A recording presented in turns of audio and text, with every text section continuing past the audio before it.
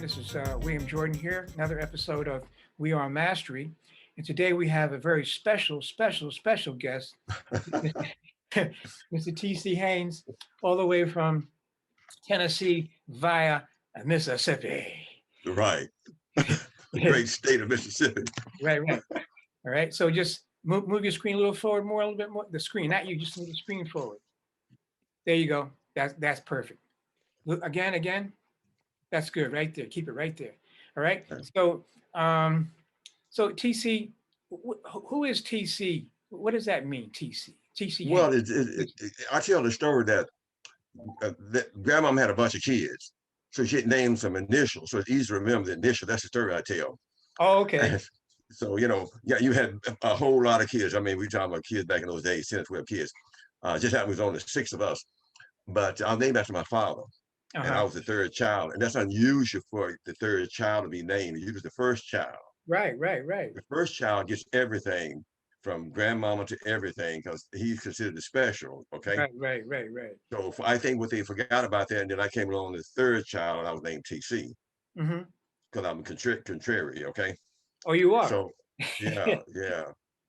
I grew up in Mississippi, and during the tough times in Mississippi. Okay. We didn't have running water, snow like it is on the ground today. We had to go outside to get water. We had no indoor toilets. We had no electrical in the house at all. We had lamps. We had only a fireplace in my parents' room where we cooked potatoes and peanuts. Okay, and so we had a kitchen. Right.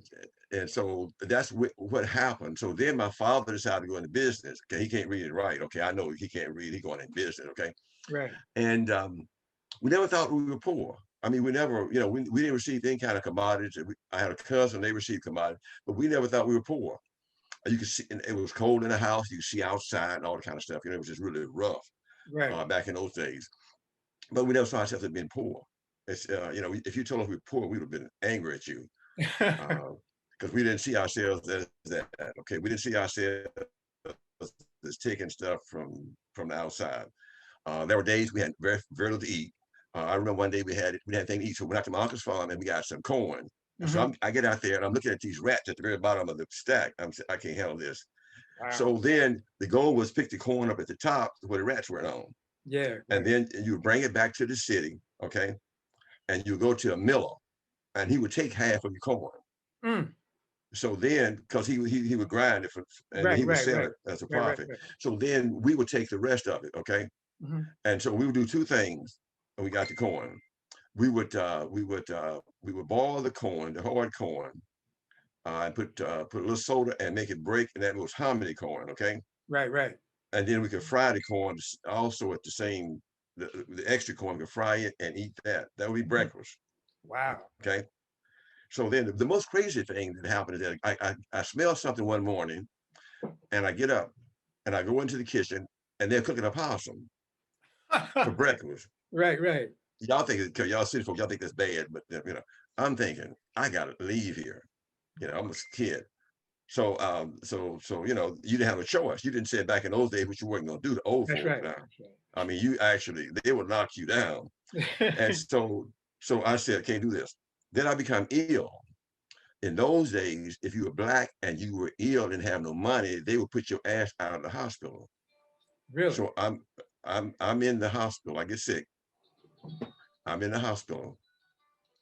And so I was in there 3 days and we were out of money. They came in and said, you got to get up out of here. They put me out of the hospital. We had no medication for me. Right. There was a Black minister who had a relationship with the white pharmacist, came to see us, who was not our minister, and said, tell him, take him over to this place and they'll give us medication.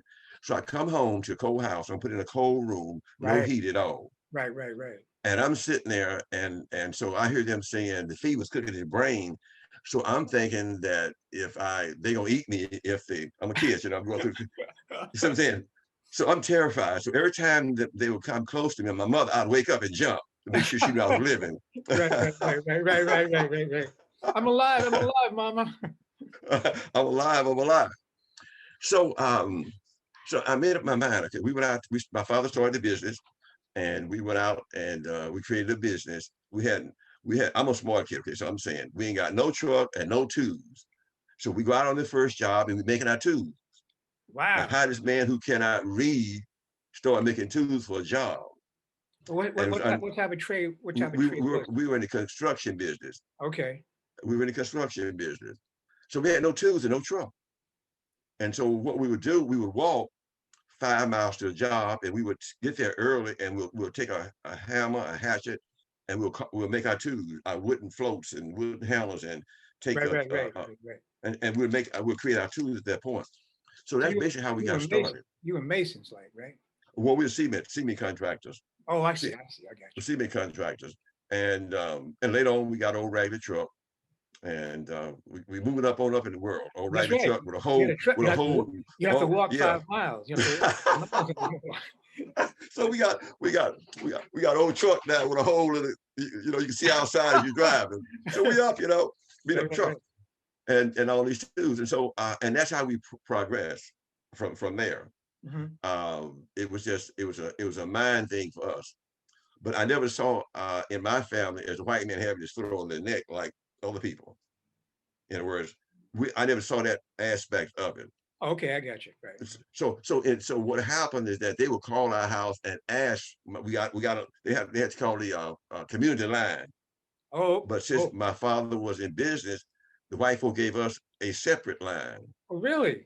So we like moving on up, man. That's You know, right. we Right. got Right. it. Yeah, you can't be on the phone. What would happen with that line would if you call our house and somebody's get on the line, they had to get off. Right. But Right. you can't set stuff because if they all because you hit the streets with your mess. That's So right. anyway, so that's how we had it. So they gave Pop a line, okay. And so Pop became a master of the trade. How did he Um, do that? how you become a master? Yeah. Yeah. You have a concept that you're going to do the best you can. In other words, you look for a certain perfection in the work. Hmm. In other Hmm. words, you look for a certain quality in the work. Right. In other words, that became what you did. In other words, half doing was never a case. In other words, you could never say, I don't have this tool, I don't have that. We made our floats. You perform, you had to because we were black as a black contractor, and we had to make a living, and nobody gonna hire us if we did not. Right. So we Right. don't we you could not make excuses as a child in my house.